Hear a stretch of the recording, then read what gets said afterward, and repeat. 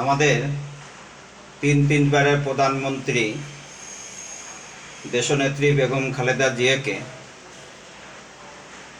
যখন এই স্বৈরাচার হাসিনা ওনাকে মিথ্যা মামলা দিয়ে কারাবন্দী করে রাখল এবং দেশনেত্রী বেগম খালেদা জিয়ার জন্য এই দেশে যদি 18 কোটি যদি জনগণ যদি থাকে,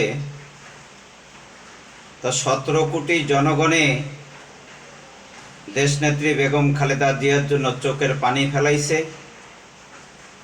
এবং কি তারা দোয়া করছে। এই জন্য আল্লাহ পাক আমাদের দেশনেত্রী বেগম খালেদা জিয়া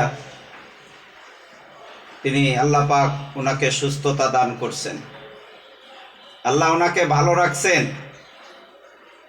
এই জন্য আজকে জালেমদের এই বাংলার মাটিতে আর ঠাঁই হলো না, কিন্তু আমাদের তিনবারের প্রধানমন্ত্রী, গণতন্ত্রের নেত্রী, স্বাধীনতার ঘোষক জিয়ার সহধর্মিণী তিনি আজকে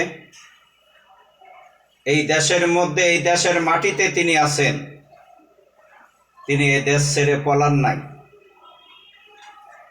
যারা 71 সালে যুদ্ধের সময় যারা পাকিস্তানি হানাদার বাহিনীদের কাছে যা বসেছিল,